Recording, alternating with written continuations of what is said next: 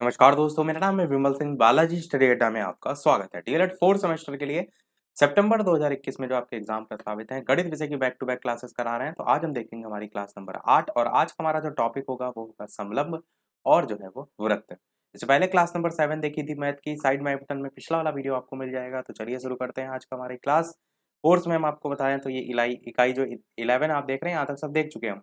और इसके बाद बात करें जो कोर्स का दूसरा हिस्सा है, इसमें हम चल रहे हैं 15 नंबर का। ये जो टॉपिक है वो आज हम देख रहे हैं समलंब का क्षेत्रफल। और जो 16 नंबर का टॉपिक है वृत्त की परिधि और व्यास, वो भी हम इसी में ही लगभग देख रहे हैं। 17 नंबर का जो टॉपिक है वृत्त का क्षेत्रफल, वो भी हम आज के ही टॉपिक में जो है वो देखेंगे। तो 15, 16, 17 ये 3 टॉपिक आपके इसमें जो है वो कवर हो जाएंगे। और साथ ही साथ बात करते हैं पेपर की, तो आपका पेपर 28 तारीख को जो है वो प्रस्तावित है। और जल्द ही अन्य जो सब्जेक्ट हैं उनके लिए भी आपको क्लासेस देखने को मिलेंगी। चलिए शुरू करते हैं आज का हमारा टॉपिक। लास्ट में सबसे एक प्रश्न हम आपसे भी पूछेंगे। सबसे पहले बात करते हैं समलंब की। तो आप जो समलंब है उसको परिभाषित कैसे करेंगे, इस चीज को जो है वो समझिए। तो समलंब की आकृति कुछ आपकी इस प्रकार से होती है। आप देखेंगे तो ऊपर वाली आपकी जो रेखा होती है वो छोटी होती है और नीचे वाली जो रेखा होती है वो आपकी बड़ी होती है। तो आप इसे डेफिनेशन के तौर पर किस प्रकार से कह सकते हैं कि समलंब चतुर्भुज चार भुजाओं वाली एक ज्यामितीय आकृति होती है जिसकी कोई दो सम्मुख भुजाएं, चाहे आप इन दो भुजाओं को ले लीजिए या इन दो भुजाओं को ले लीजिए, कोई दो सम्मुख भुजाएं समांतर होती हैं।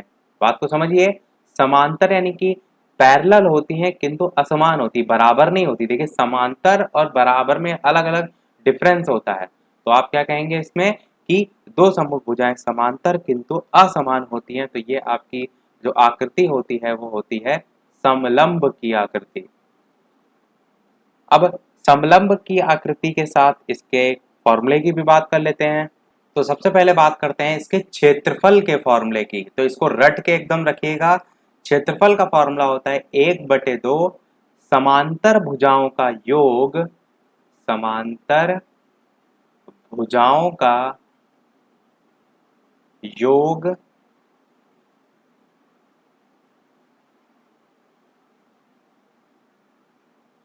गुणे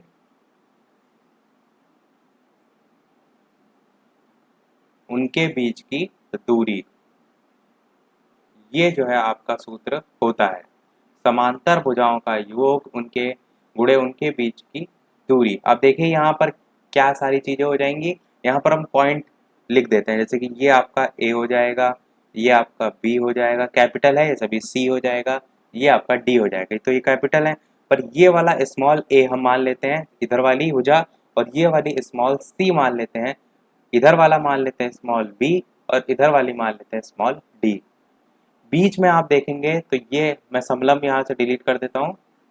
तो बीच में आप देखेंगे तो ये आपकी क्या हो जाएगी, एच हो जाएगी। ये त्रिज्या थोड़ा हो गई है, ये आपकी क्या हो जाएगी, एच हो जाएगी। और यहाँ से आपके विकर्ण निकलते हैं और विकर्ण भी इस प्रकार से होंगे। यहाँ पर आपके एंगल साइड में बनेंगे पर उनको अभी हम नहीं देख रहे हैं। तो यदि आप इसको सूत्र में रखने का प्रयास करें तो आप 1/2 रखेंगे। समांतर भुजाओं का योग क्या है, समांतर भुजा यहाँ पर ए है, एक सी है, तो ए प्लस सी करेंगे आप। तो यहाँ पर क्या करेंगे, ए प्लस सी, और गुणे उनके बीच की दूरी यानी कि मल्टीप्लाइड, बीच की दूरी क्या है, एच है। मैंने यहाँ पर देखिए एच लिखा हुआ है। तो ये आपका फॉर्मूला निकल कर आएगा। आप चाहें तो इस फॉर्म में याद रख सकते हैं या डायरेक्ट वैसे याद रखिए कि 1/2 समांतर भुजाओं का योग गुणे उनके बीच की दूरी। तो ये आपका फॉर्मूला होता है किसका, क्षेत्रफल का होता है। अब बात करते हैं परिमाप की।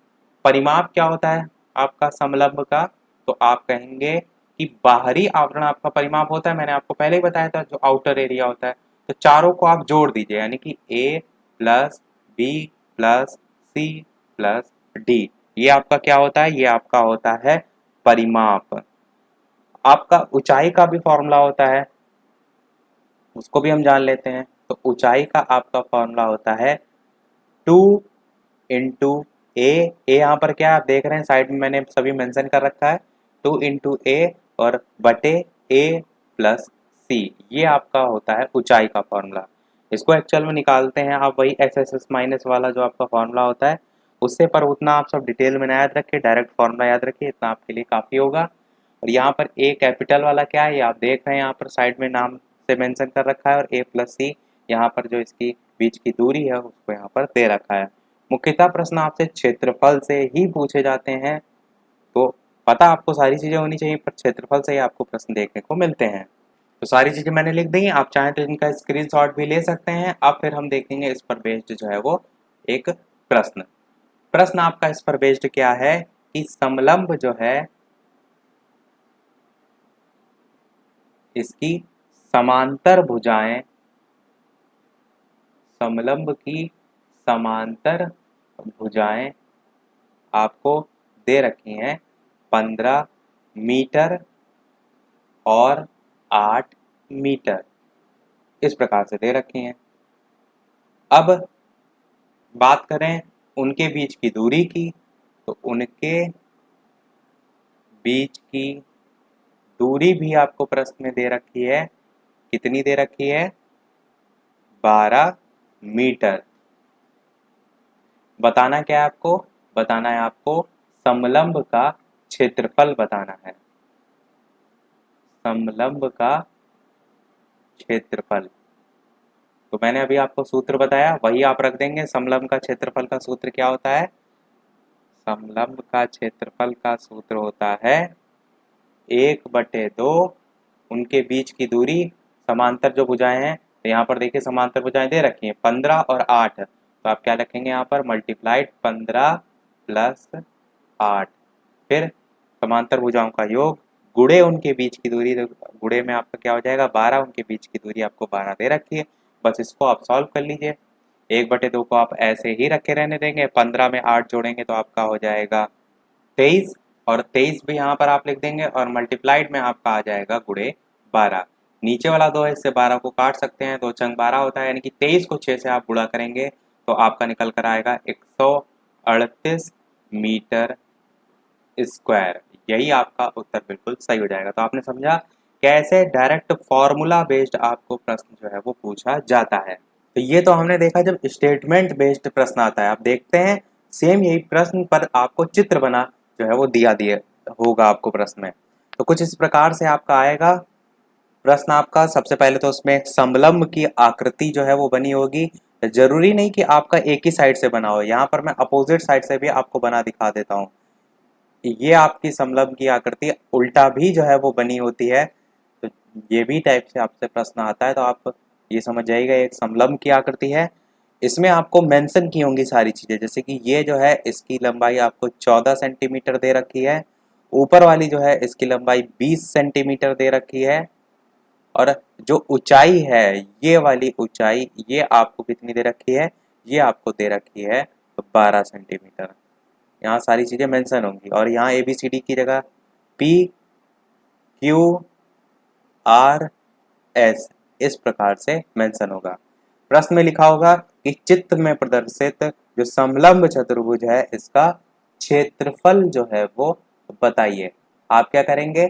सारी वैल्यू लिखेंगे कि समांतर भुजाएं जो हैं उन आपकी एक दे रखी 20 सेंटीमीटर, एक 14 सेंटीमीटर, और दूरी दे रखी है 12 सेंटीमीटर। पहले पूरी वैल्यू लिखेंगे, फिर आप लिखेंगे कि समांतर नहीं, समलंब चतुर्भुज, समलंब चतुर्भुज जो है उसके बारे में सारी चीजें लिखेंगे। फिर लिखेंगे समलंब जो चतुर्भुज है इसका क्षेत्रफल बराबर, वही फॉर्मूला लिख देंगे 1/2 समांतर भुजाओं का योग यानी कि 20 प्लस 14, और गुणे उनकी बीच की दूरी यानी कि गुणे 12। पूरा आप लिख दीजिएगा फॉर्मूला, उसके बाद ये वैल्यू जो है वो लिखेगा। अब यहाँ पर आप क्या करेंगे? जोड़ देंगे, तो 20 में 14 जोड़ेंगे तो आपका हो जाएगा 34, तो 1/2 गुणे 34 गुणे 12 आपका आएगा। अब 2 से काटेंगे तो 2 छंग 12 होता है, 34 को आप 6 से गुणा करेंगे तो 204 सेंटीमीटर स्क्वायर आपका यहाँ से आंसर निकल आएगा। तो आई होप समझ में आपको आ गया होगा कि चित्र पर भी आधारित है और समलंब जो है उसकी आकृति उल्टी बनी हो तो आप कंफ्यूज जो है वो बिल्कुल भी ना होइएगा।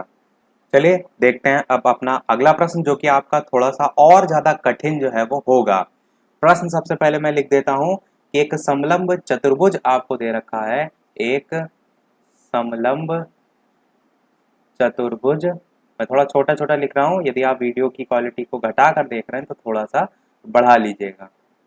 उसकी एक समलंब चतुर्भुज जो है उसकी समांतर भुजाएं आपको रेशियो में दे रखी हैं। कितनी कितनी दे रखी हैं?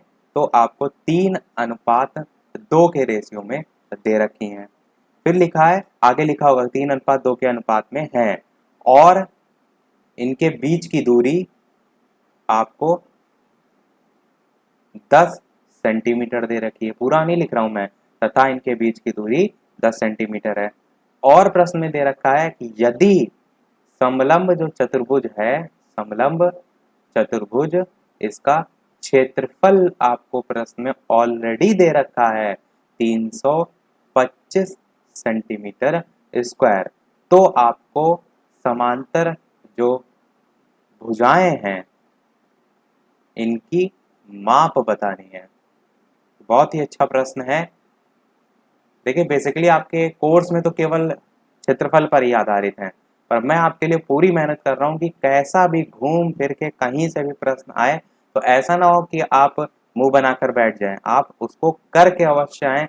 इसी को मैं ध्यान में रखते हुए पिछले जितने भी मैंने क्लासेस कराई हैं सभी टाइप के मैंने प्रश्न कराए हैं और अपनी तरफ से मैं कोई कमी नहीं छोड़ रहा हूं। तो आपसे भी मैं कहता हूं कि आप भी अपनी तरफ से कोई कमी ना छोड़िए, वीडियो को ज़्यादा से ज़्यादा लाइक और शेयर अवश्य करते रहिए। जब मैं अपनी तरफ से कोई कसर नहीं छोड़ रहा हूं तो आपको भी लाइक करने में पीछे बिल्कुल भी हटना जो है वो नहीं चाहिए।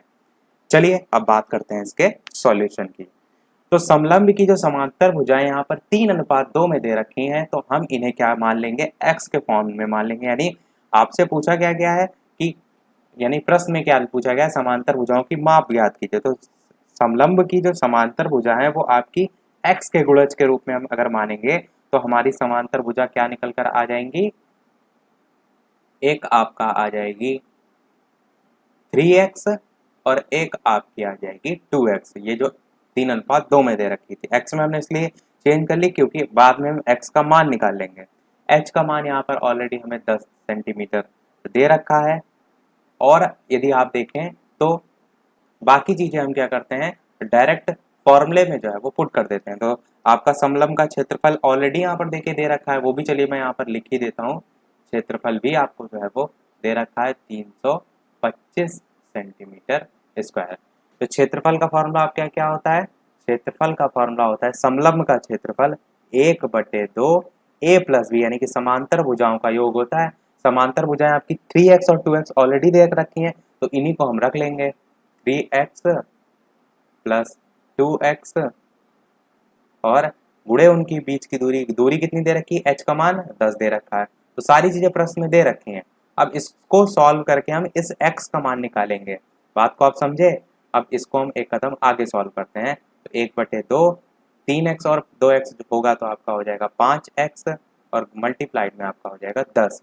एक चीज और ध्यान दीजिए, यहाँ पर क्षेत्रफल बराबर लिखा है, क्षेत्रफल भी तो आपका 325 दे रखा है, यानी कि इसी को बराबर में हम 325 भी तो लिखेंगे, बिल्कुल लिखेंगे। अब इस 2 से काटिए, 2 पंचे 10 कटेगा, 5x को 5 से गुणा करेंगे तो 25x आपका आएगा, यानी कि आपका क्या बचेगा? 25x की वैल्यू 325 के बराबर होगी।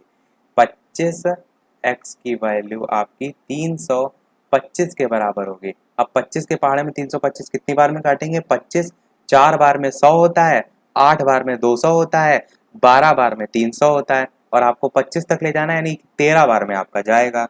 समझ गए आप किस प्रकार से आप करते हैं इसको? तो ये 25 काटेंगे आप तो आपका 13 बार में जाएगा, यानी x की वैल्यू आपकी 13 निकल कर यहाँ से आ जाएगी। अब आप देखिए प्रश्न में कि आपने समांतर भुजाएं 3x और 2x के फॉर्म में मानी थी, यानी पहली वाली जो भुजा है a वाली, यहाँ पर a + b के फॉर्म में हम रखते हैं, तो पहली वाली भुजा जो है वो 3x है। अब यहाँ से x की वैल्यू आप रखेंगे तो 3 × 13 आपका हो जाएगा और 13 तियां होता है 39 सेंटीमीटर, तो ये आपकी पहली हो जाएगी। और इसी प्रकार 2x वाला भी आप रख लेंगे मान, तो ये भी आपका 2 × 13 हो जाएगा, 13 दूना होता है 26 सेंटीमीटर आपका आ जाएगा। तो ये दोनों देखिए मान निकल कर आ जाएगा। प्रश्न में समांतर भुजाओं की माप पूछा गया था, तो एक हो जाएगी 39 सेंटीमीटर, एक हो जाएगी आपकी 26 सेंटीमीटर। तो आई होप आपको समझ में अच्छे से आ गया होगा कि कैसे रेशियो के फॉर्म में भी दे रखा हो तो भी आप इस प्रकार से निकाल सकते हैं। इसके अलावा सेम यही आपका प्रश्न होगा, बस एक लाइन वहां पर चेंज होती है। प्रश्न में चेंज क्या होता है कि ये जो प्रश्न में आपका रेशियो दे रखा है, ये रेशियो नहीं दे रखा होता है, वहां पर लाइन लिखी होती है कि एक समांतर भुजा दूसरी की दो गुनी है। बात को समझिए, जैसे आपका यहाँ रेशियो में दे रखा है, यही पूरा प्रश्न आपका दूसरे तरीके से भी पूछा जाएगा। क्षेत्रफल कुछ दिया होगा, दूरी भी कुछ दी होगी, पर समांतर भुजाएं रेशियो में ना देकर आपसे लिखा होगा स्टेटमेंट की कि यदि एक समांतर भुजा दूसरी की दो गुनी है तो भुजाएं ज्ञात कीजिए। तो आप कैसे करेंगे उसको भी समझ लीजिए। तो आप क्या करेंगे, एक को x मान लेंगे, दूसरे को 2x मान लेंगे। बात को समझ रहे हैं आप? इस प्रकार से स्टेटमेंट लिखा होगा। अब यही आपकी दोनों हो जाएंगी, जैसे कि हमने अभी वहां पर रेशियो के फॉर्म में देखा था। अब इन्हीं दोनों को लेकर आपको क्या करना है, जो क्षेत्रफल दे रखा होगा, क्षेत्रफल मान लीजिए आपका 165 दे रखा है, तो 165 के बराबर रखेंगे, 1/2 भी फॉर्म में होता है तो बटे 2 रखेंगे, और साथ ही साथ आपका मल्टीप्लाइड में h भी होता है, तो h मान लीजिए 10 दे रखा है, तो यहाँ से आप x की वैल्यू निकालेंगे, तो x की वैल्यू यहाँ से मान लीजिए 11 निकल कर आती है। ये आपकी x की वैल्यू निकल आई। फिर हम इस 11 का मान क्या करेंगे, वापस से इसी x और 2x में रख देंगे, तो x में रखेंगे तो 11 ही आपकी एक वैल्यू आ जाएगी, दूसरा 2x में रखेंगे तो 22 आपकी वैल्यू आ जाएगी। समझे? आपकी जब स्टेटमेंट दे रखा हो तब आप कैसे इस प्रश्न को जो है वो करेंगे। यदि एक प्रश्न मैं पूरा पढ़ देता हूं, कैसे होगा कि किसी समलंब चतुर्भुज का क्षेत्रफल 165 सेंटीमीटर स्क्वायर है, उसकी ऊंचाई 10 सेंटीमीटर है, तथा यदि एक समांतर भुजा दूसरे की दो गुनी है तो भुजाएं ज्ञात कीजिए। तो ये आपका सही हो जाएगा, आंसर आपका 11 और 22 आएगा, तो ये सही भी है। तो आई होप आप समझ गए होंगे। आप बात करते हैं थोड़ा सा डीएलएड पूर्व वर्षों में पूछे गए जो प्रश्न है उनकी। एक चीज ये भी बताइएगा कि जो व्हाइट बोर्ड है इस पर आपको ज्यादा साफ दिख रहा है या ब्लैक बोर्ड जो है इस पर? आई थिंक ब्लैक बोर्ड पे आपको आंखों पर चमक नहीं पड़ती होगी, इसलिए मैं ब्लैक पर लिख रहा हूँ। बाकी आप कमेंट में करके बताइएगा कि दोनों में से कौन सा जो है वो ज़्यादा सही है। बाकी दोनों ही अपनी जगह सही है, इसमें भी साफ दिख रहा है, उसमें भी जो है आपका साफ दिख रहा है। तो अब अगला प्रश्न देखते हैं, डीएलएड में जो पूर्व वर्ष में जो है वो पूछा गया था उसको। तो प्रश्न मैं यहाँ पर लिख देता हूँ शॉर्ट में। प्रश्न आपसे कह रहा था कि किसी समलंब चतुर्भुज की समांतर भुजाएं आपको जो है वो दे रखी हैं। कितनी कितनी दे रखी हैं? आपको दे रखी हैं प्रश्न में 15 मीटर और 8 मीटर, ये आपको दे रखी हैं। ये वाला प्रश्न आई थिंक मैंने स्टार्टिंग में ही सबसे पहले करा दिया था, और प्रश्न में बीच की लंबवत दूरी भी 12 दे रखी थी। तो ये प्रश्न मैं आपको बता देता हूँ, डीएलएड जो है इसके 2016 के पेपर में जो है वो पूछा गया था। प्रश्न मैंने सबसे स्टार्टिंग में जो है ये करा दिया है।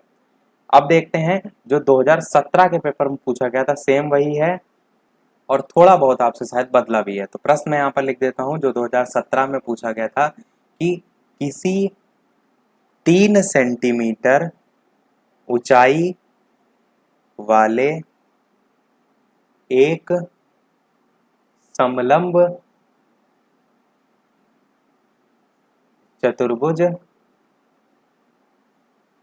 का क्षेत्रफल आपको प्रश्न में 12 सेंटीमीटर दे रखा है, और समलंब चतुर्भुज का ऐसे 12 सेंटीमीटर स्क्वायर होगा। आगे कह रहा है कि यदि समलंब जो नहीं, यदि समांतर जो भुजाएं हैं, यदि समांतर जो भुजाएं हैं उनमें से एक आपकी 3 सेंटीमीटर हो तो दूसरी आपको या दूसरे की लंबाई जो है आपको बतानी है। ये आपका प्रश्न है, पूछा गया था डीएलएड जो है इसके 2017 के पेपर में।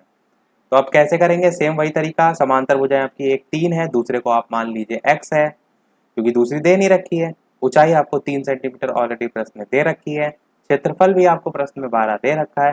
तो पूरा आपका वही जो फॉर्मूला है उसको लिख लीजिए और वहां से ही आप मान निकाल सकते हैं। तो समलंब क्षेत्रफल, समलंब का क्षेत्रफल क्या है? 1/2 a plus B into H. इसको आप लिखेंगे, समलंब का क्षेत्रफल की जगह 12 रखेंगे, 1/2 की जगह 1/2 रखेंगे, और a प्लस बी का मान आपका एक का 3 है, दूसरे का आपने x माना है, और मल्टीप्लाइड में आप 3 लिखेंगे। एक चीज ये ध्यान दीजिएगा कि अगर बराबर मैं इस प्रकार का लगा रहा हूं तो वो कहने का मतलब है कि वो आपकी वही लाइन चल रही है, पर इस प्रकार से एरो लगा रहा हूं तो कहने का मतलब ये होता है कि वहां से आपकी एक नई लाइन स्टार्ट हो गई। जैसे मैंने देखिए यहाँ पर बराबर लगाया है, यानी कि समलंब जो इसका क्षेत्रफल है वो यहाँ तक आपकी लाइन है, पर यहाँ पर मैंने इस प्रकार से एरो लगाया है, यानी कहने का मतलब यहाँ से आपको नई लाइन में लिखना है, क्योंकि ये इसी लाइन से आपको नहीं स्टार्ट करना है। ये एरो और इजिकल टू जो आपका है इसका अंतर हो जाएगा। अब देखिए हम क्या करते हैं, इसको सॉल्व कर लेते हैं। 12 को ऐसे रखे रहने दीजिए, 3 में x आप जोड़ेंगे कुछ होगा नहीं, तो जो बाहर वैल्यू दे रखी है उसको मल्टीप्लाइड कर लीजिए। 3 को अंदर करेंगे तो 3 3 9 होता है। देखिए 1/2 को ऐसे ही रखे रहने दीजिए, या ऐसा भी कर सकते हैं, इस 2 को इधर मल्टीप्लाइड कर दीजिए तो 12 का आपका हो जाएगा 24, अंदर 3 मल्टीप्लाइड होगा तो 3 3 9 हो जाएगा, प्लस का चिन्ह लगेगा, 3 को x से मल्टीप्लाइड करेंगे तो 3x आपका आएगा। इस प्रकार से भी गुणा होगा।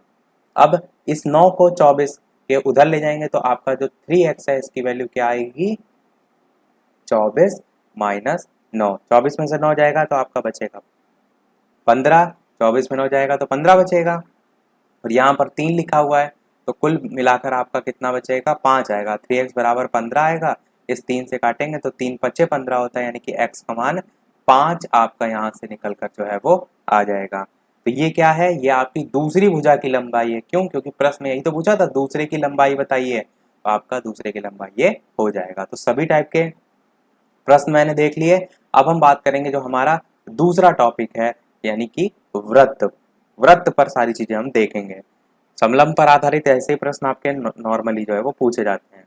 तो वृत्त की बात करते हैं। सबसे पहले वृत्त तो आप सभी जानते हैं कि इस प्रकार से आकृति वृत्त की होती है, पर एक सबसे महत्वपूर्ण प्रश्न पॉइंट उठता है वृत्त और गोला। दो चीजें आपने सुनी होंगी, वृत्त और गोला में डिफरेंस क्या होता है। कभी कोई आपसे पूछे तो ध्यान रखिएगा, वृत्त जो है आपका 2 डायमेंशनल होता है, द्विआयामी होता है, यानी आप कह सकते हैं वृत्त को आप एक कागज पर दर्शा सकते हैं, इसका पीछे वाला हिस्सा आप नहीं देख सकते। तो ये आपका क्या होता है, 2 डायमेंशनल होता है, द्विआयामी होता है। 3 डायमेंशनल हम कहते हैं गोला को। जैसे आपकी गेंद होती है, गेंद आप देखते हैं उभरी हुई होती है, ऐसा नहीं कि आप उसे वृत्त पर दर्शा रहे हैं, आप देखेंगे उसका ऊपर भी उभरा हुआ भाग होता है, पीछे भी होता है, तो वो आपका गोला होता है। तो ये मेन अंतर होता है 2 डायमेंशनल और 3 डायमेंशनल का। अब अगर बात करें गोला जो है, यानी कि वृत्त जो हम पढ़ रहे हैं उसी में कि कौन सी चीज क्या क्या जो है वो होती है। तो ये आपकी वृत्त की आकृति हो गई। बीच में आपका होता है सेंटर, जिसे हम हिंदी में केंद्र जो है वो कहते हैं। और केंद्र को हम कैसे परिभाषित करते हैं, तो आप ये कहेंगे कि केंद्र जो है, यहां से वृत्त का कोई भी कोना आप ले लीजिए तो वहां तक आपकी समान दूरी होगी। कि वृत्त जो है आप कहेंगे एक समतल आकृति है जिसके सभी बिंदु एक कोई निश्चित बिंदु होगा, जैसे कि ये जिसका केंद्र होता है, किसी निश्चित बिंदु से समान दूरी पर, यहाँ से आप यहाँ की दूरी नापिए या यहाँ से यहाँ की, सभी जगह की जो दूरी होगी वो क्या होगी, समान होगी।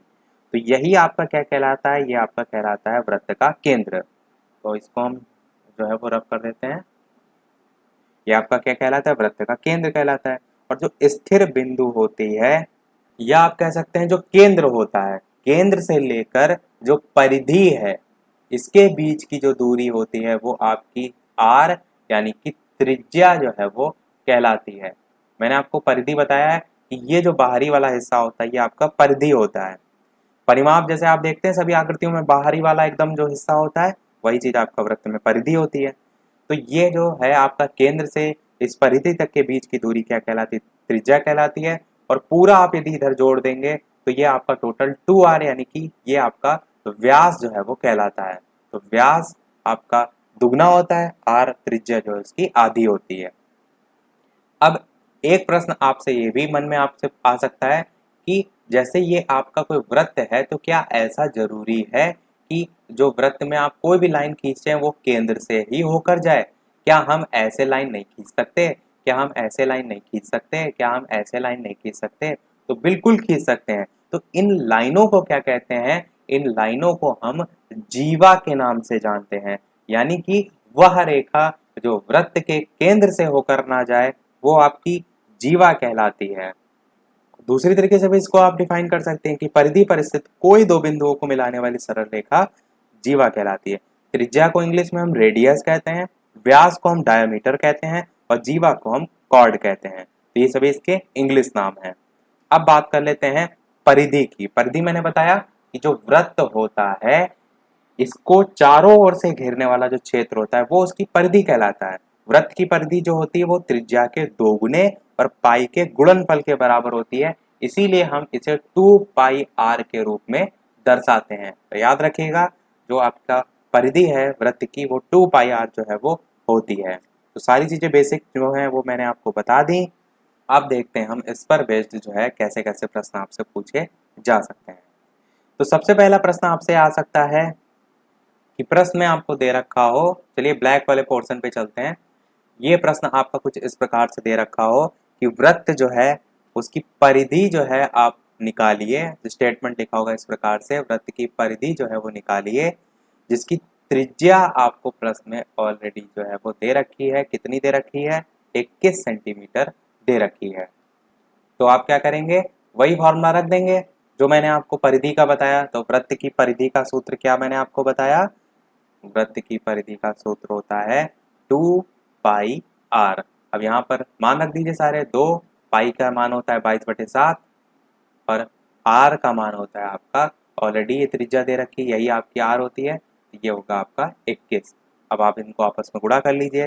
तो 2 गुणे 22 गुणे 21, यहाँ 7 है तो काट भी सकते हैं, 7 या 21, तो 22 दुना होता है 44 और 44 को 3 से गुणा करेंगे, 44 को 3 से गुणा करेंगे तो आपका आएगा 132 सेंटीमीटर। तो यहाँ से आपका आंसर 132 सेंटीमीटर निकल के आ जाएगा। तो यही प्रश्न आपसे दूसरे तरीके से भी पूछा जा सकता है। दूसरे तरीके से कैसे? कि प्रश्न में आपको परिधि ऑलरेडी दे रखी होगी। परिधि जैसे कि यहाँ पर आपका 132 निकल कर आई है, तो 132 सेंटीमीटर आपको परिधि प्रश्न में ऑलरेडी दे रखी होगी। त्रिज्या आपको जो है वो निकालनी होगी। तो आप क्या करेंगे, सेम पैटर्न वही फॉलो रखेंगे, यानी कि वही सूत्र जो है वो लगाएंगे, बस चीज़ है आपकी थोड़ा सा बदल जाएंगी। यानी कि आप क्या करेंगे, परिधि की जगह परिधि का मान रखेंगे 132, 2 ऐसे ही रहेंगे, अब पाई आपका ऐसे ही रहेगा और आर आपको ऑलरेडी निकालना है। इस 2 को ले जाएंगे आप 132 के बटे में और पाई का मान भी रखेंगे। यानी यहाँ पाई पर का मान चलिए हम रख भी लेते हैं 22/7 और गुणे में आपका आर। इस 7 को 132 के गुणा में ले जाएंगे और 22 को आप बटे में लाएंगे। तो आप क्या करिए, आर का मान यहाँ से निकालेंगे तो 132 गुणे 7 बटे 2 गुणे 22 ये आपका आएगा। अब इसे 132 को काट लीजिए 2 से, तो 2 6 12 होता है, एक इधर जाएगा तो 2 6 12 होता है, 22 आपका कट जाएगा, 3 बार में जाएगा, 2 3 6 होता है, यानी 3 बार में आपका जाएगा। और यहाँ से आपका 3 बचा, यहाँ पर आपका 7 बचा, तो 7 यहाँ कितना होता है, 21 होता है। तो यहाँ से आपका 21 सेंटीमीटर देखिए त्रिज्या निकल कर आ गई। मैंने जो प्रश्न कराया था उसमें त्रिज्या ऑलरेडी दे रखी थी, यहाँ से आपकी त्रिज्या निकल कर आ गई। तो यही आपका दूसरा तरीका हो सकता है जब प्रश्न में वैल्यू को जो है वो पलट के दे दिया हो। एक प्रश्न आपसे यहाँ से ये भी पूछा जाता है कि जो वृत्त की परिधि है और वृत्त का जो व्यास है इसमें क्या संबंध होता है।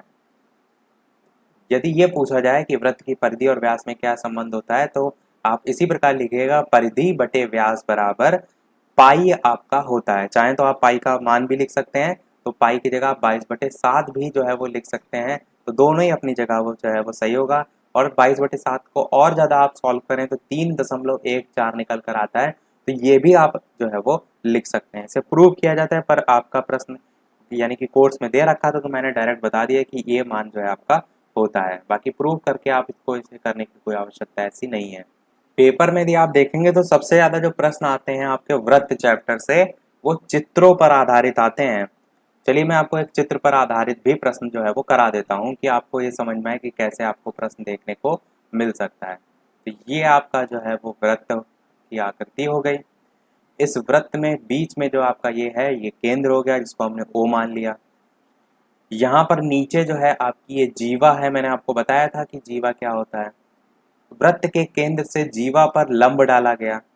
कभी भी लंब डाला जाएगा तो ये ध्यान रखिएगा ये जो कोण है ये समकोण बनता है। कभी भी अगर जो है आपका लंब जो है इस प्रकार से परपेंडिकुलर जो है वो डाला जाएगा। प्रश्न में आपको क्या क्या दे रखा है, प्रश्न में आपको ये ऊंचाई दे रखी है, कितनी 3 सेंटीमीटर ऊंचाई दे रखी है। पूरा जो जीवा है उसकी लंबाई भी दे रखी है, इनको हम मेंशन कर लेते हैं, ये आपका सी हो जाएगा, ये आपका ए हो जाएगा, ये आपका बी हो जाएगा। तो मैंने क्या बताया, जीवा की लंबाई दे रखी है, कितनी दे रखी है, टोटल 8 सेंटीमीटर जीवा की लंबाई पूरी यहाँ से लेकर यहाँ तक दे रखी है।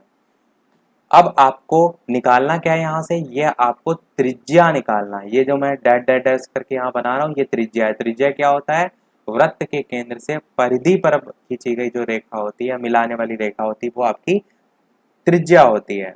प्रश्न में आपको मान ही लिखा होगा, ऐसा जरूरी नहीं कि चित्र ये बना आपको देखने को मिले, आपसे लिखा भी हो सकता है कि एक आपका कोई वृत्त है, उसकी त्रिज्या ज्ञात कीजिए, जिसमें जीवा जो है उसकी लंबाई लिखी होगी कि 8 सेंटीमीटर है, और जो जीवा है वो ए बी जो है, इस पर केंद्र जो ओ सी है, इससे जो है वो लंब जो डाला जा रहा है उसकी लंबाई 3 सेंटीमीटर है।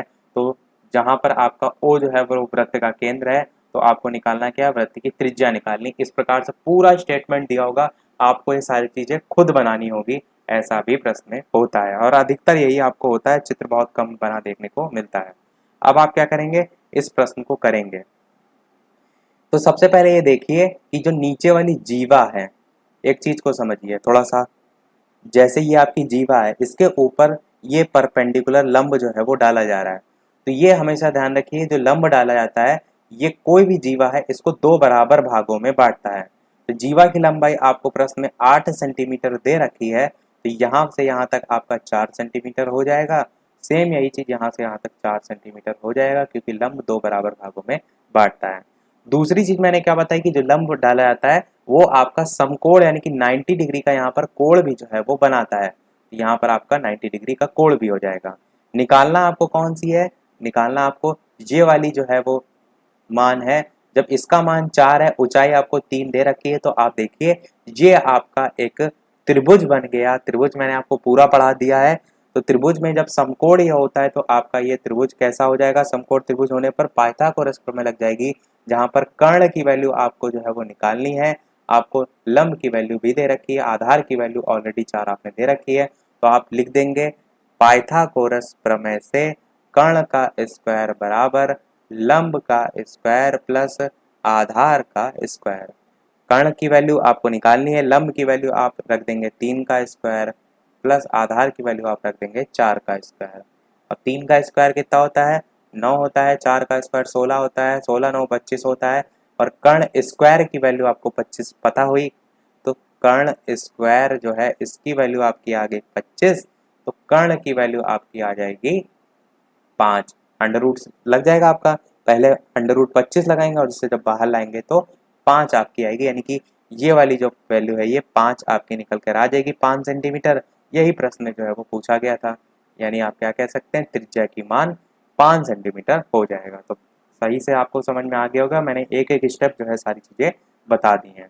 अब हम देख लेते हैं अगला और इस वीडियो का लास्ट प्रश्न, जो कि होगा आपका वृत्त जो है उसके क्षेत्रफल पर आधारित। क्षेत्रफल का सूत्र शायद मैंने नहीं लिखा था, वृत्त का क्षेत्रफल ध्यान रखिएगा पाई आर स्क्वायर होता है।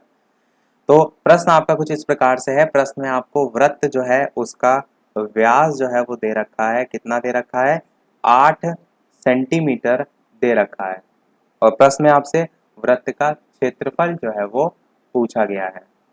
इसके बाद एक प्रश्न मैं आपसे भी पूछूंगा, और सभी टाइप के मैंने प्रश्न कवर करा दिए हैं। ये आपका लास्ट प्रश्न है। वीडियो अभी तक आपने लाइक ना किया हो, इतनी सारी हम आपके लिए मेहनत कर रहे हैं, वीडियो को लाइक भी करते रहिएगा। चैनल पर नए आए हो तो सब्सक्राइब करके जुड़ भी जाइएगा। टेलीग्राम चैनल से नहीं जुड़े हैं तो वीडियो के डिस्क्रिप्शन में आपको लिंक मिल जाएगी, सर्च करके भी जुड़ सकते हैं। वैसे भी हम दिन रात जुटे हैं, तो एक लाइक तो हर एक बच्चा कर ही सकता है, ऐसा मैं उम्मीद करता हूँ। बाकी आपको जो अच्छा लगे।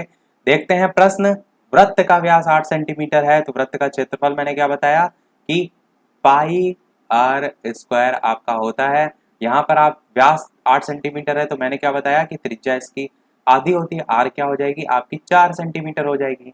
यहाँ पर आप देखिए तो पाई जो है इसका मान होता है 22/7, आर जो है हमने निकाल ली 4, तो 4 गुणे 4 होगा। क्षेत्रफल जो दे रखा है यही निकालना था, तो इसको आप सॉल्व कर लीजिए, 22/7 गुणे 4 गुणे 4, तो कोई वैल्यू तो कट नहीं रही है, तो 22/7 को चाहें तो आप 3.14 के फॉर्म में रख कर भी गुणा कर सकते हैं, जब आपको गुणा करने में थोड़ा सा आसानी हो। इस प्रकार से भी लिख सकते हैं, क्योंकि मैंने बताया था 22/7 की वैल्यू 3.14 भी होती है। तो आंसर यहाँ से निकल कर आएगा 50 0.24 सेंटीमीटर स्क्वायर। डायरेक्ट मैंने आंसर बता दिया, क्योंकि बाकी गुणा भाग आप स्वयं से जो है वो कर सकते हैं। तो जितने भी टाइप के क्वेश्चन आ सकते थे सभी हमने देख लिया, अच्छे से अच्छे क्वेश्चन हमने इसमें शामिल करे हैं। आपका मेन काम क्या है, ज़्यादा से ज़्यादा जो है वो प्रैक्टिस करना, क्योंकि जितनी आप प्रैक्टिस करेंगे उतना ही आपको और ज़्यादा प्रश्न करने की एबिलिटी आएगी। सभी लोग प्रैक्टिस ज़्यादा से ज़्यादा करिएगा। प्रश्न पूछने से पहले, जैसे कि सभी वीडियो में हम आपसे एक प्रश्न पूछते हैं, वीडियो अभी तक आपने लाइक ना किया हो तो वीडियो को लाइक भी करते रहिएगा, चैनल पर नए हो सब्सक्राइब करके जुड़ जाएगा, और टेलीग्राम चैनल से जो अभी तक ना जुड़ा हो लिंक आपको डिस्क्रिप्शन में मिल जाएगी, बालाजी स्टडी अड्डा सर्च करके भी डायरेक्ट जुड़ सकते हैं। तो ये आपका प्रश्न है जो कि आपका सबसे लेटेस्ट में पेपर हुआ था डीएलएड का 3 फरवरी 2021 को, चतुर्थ सेमेस्टर का। उसमें पूछा गया था, इसी चैप्टर से पूछा गया था कि पृथ्वी से चंद्रमा की दूरी लगभग 3,84,000 है किलोमीटर में। यदि पृथ्वी के चारों ओर इसका जो पथ है वो वृत्ताकार है, तो चंद्रमा की जो परिधि है वो आपको जो है वो ज्ञात करनी है। ये क्वेश्चन आया था। तो आप देख रहे हैं कि जो चीजें हमने पढ़ी वो डायरेक्ट फॉर्मूला बेस्ड थी, पर जो आपके पेपर में क्वेश्चन पूछे जाते हैं वो थोड़ा सा कंपटीशन लेवल वाले पूछे जाते हैं। इसीलिए क्वेश्चन भी मैंने इससे पहले जैसे बेलन शंकु में देखा था आपने, तो जितने भी टाइप टाइप के कंपटीशन लेवल पर भी आते हैं वो भी इसीलिए हमने जो है वो देख लिए थे, ताकि कैसे भी प्रश्न आपका आए आप जो है वो कर ले जाएं। सभी लोग इसको सॉल्व करिएगा और वीडियो के मेन कमेंट में आंसर टाइप करके बताइएगा। यदि इसका सॉल्यूशन देखना चाहते हैं आप, तो पेपर हमने 2021 डीएलएड 3 फरवरी 2021 वाला कराया है डायरेक्ट यूट्यूब पर, बालाजी स्टडी अड्डा 4th सेमेस्टर 3 फरवरी 2021 मैथ पेपर करके सर्च कीजिएगा, आपको पूरा पेपर का सॉल्यूशन मिल जाएगा। तो आज में इतना ही रखते हैं। लाइव टाइमिंग शाम के 8 बजे, लाइव आकर भी वीडियो देख सकते हैं। मिलते हैं चलिए फिर अगले वीडियो में कुछ नए प्रश्नों के साथ, नए टॉपिक के साथ। तब तक के लिए नमस्कार,